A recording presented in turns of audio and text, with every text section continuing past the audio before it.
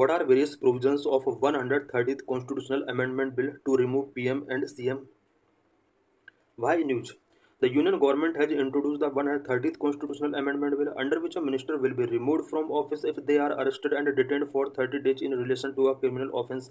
Recently, Union government ने 130th Constitutional Amendment Bill introduce किया है, जिसके अकॉर्डिंग किसी भी मिनिस्टर पर अगर क्रिमिनल ऑफेंसेस चार्ज लगाए जाते हैं और एटलीस्ट 30 डेज के लिए अगर उन्हें अरेस्ट किया जाता है, डिटेन किया जाता है, तो उन्हें अपने ऑफिस से रिमूव करना होगा। What does the bill say? Bill के अंदर वेरियस प्रोविजंस क्या क्या किए गए हैं। Number one, bill seek to amend article 75 and article 164 of the constitution that deal with the council of ministers at the union and state level. इस bill के अंदर जो पहला प्रोविजन किया गया है वो ये है कि स्टेट और यूनियन लेवल पर जो काउंसिल ऑफ मिनिस्टर्स हैं उनसे रिलेटेड जो आर्टिकल्स हैं कॉन्स्टिट्यूशन के अंदर उसमें कुछ चेंजेस करना होगा, such as article 75 and 164। Number two, if ministers are student detained for 30 consecutive days in relation to an allegation of committing an offence which is punishable with imprisonment of at least 5 years shall be removed from his or office। अगर किसी ministers को किसी offence के committing करने की वजह से consecutive 30 days के लिए अरेस्ट किया जाता है, डिटेन किया जाता है, उसको अपने ऑफिस से रिमूव कर दिया जाएगा। और इसमें के कंडीशन यह है कि एट लीस्ट अगर 5 ईयर्स का इम्प्रिजनमेंट उसको पनिश किया जाता है, उस केस में उसको इस पोस्ट से रिमूव करना होगा। They would be removed on the advice tendered by the prime minister and chief minister. Ministers को रिमूव करने के लिए prime minister and chief minister के द्वारा एडवाइस टेंडर किया जाएगा। Number three, provision of automatic cease to hold office. If the PM/CM does not tender such advice, the minister concerned shall automatically cease to hold office from the 31st day। अगर PM या CM किसी minister को office remove करने से related advice given नहीं करते हैं, then 31st day जो होगा उस दिन उस मिनिस्टर का जो ऑफिस है उसको रिमूव करना होगा। If the PM/CM is arrested and taken into custody for 30 consecutive days, he she will resignation on the 31st day.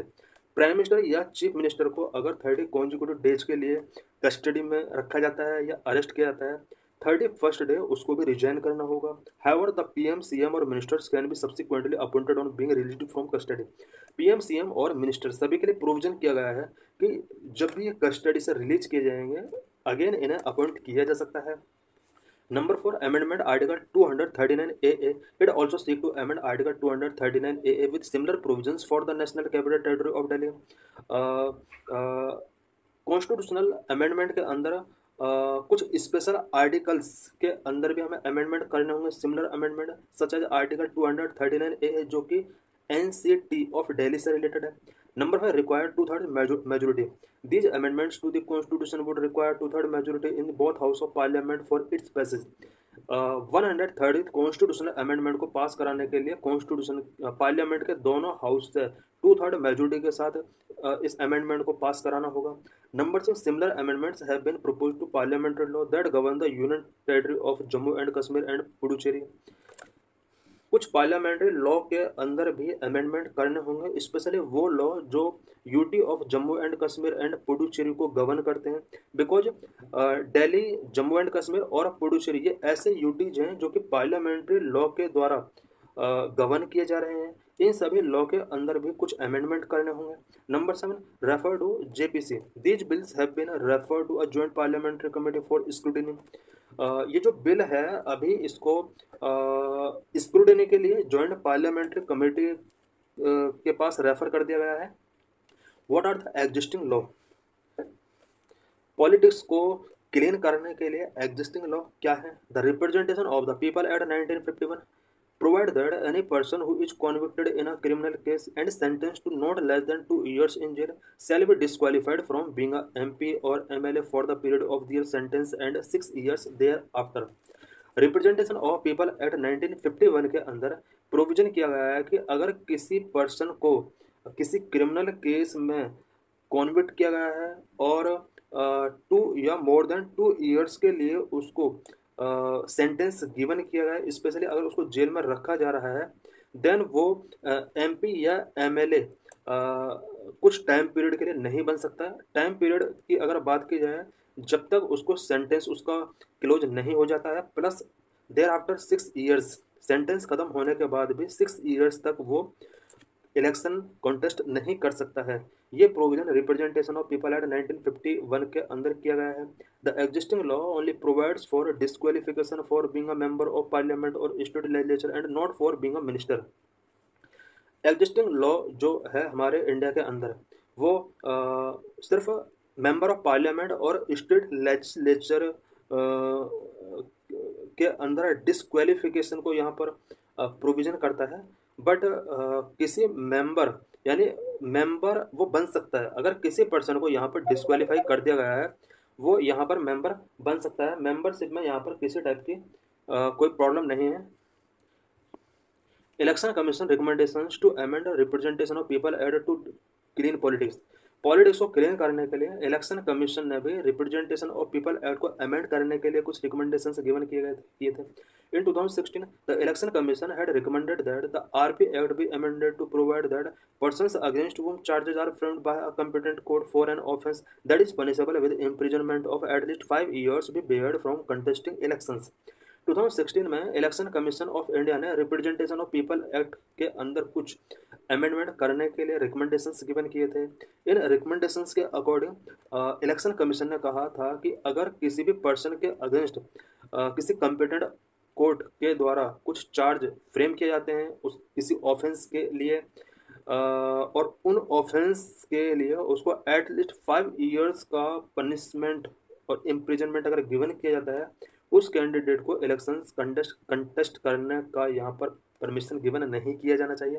It means यहाँ पर फुल्ली तरीके से यहाँ पर इलेक्शंस कंटेस्ट करने की जो राइट है उसको यहाँ पर क्लोज करने के लिए कहा गया था। What will be the effects? 130 constitutional amendment bill की वजह से क्या क्या इफेक्ट हो सकते हैं? Firstly, it will result in elected representatives losing their position by only police action even before the start of a trial.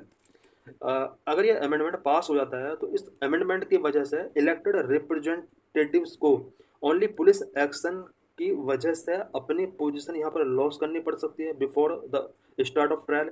It means without trial start के ही यहाँ पर ओनली पुलिस एक्शन की वजह से इलेक्टेड रिप्रेजेंटेटिव्स अपनी position को यहाँ पर लॉस कर सकते हैं। Secondly, it undermines the principle of parliamentary democracy where the elected PM CM enjoy the power to choose their cabinet. Parliamentary democracy के प्रिंसिपल्स को ये अंडरमाइन कर सकता है because elected PM and CM वो अपने अकॉर्डिंग कैबिनेट को choose कर सकते हैं।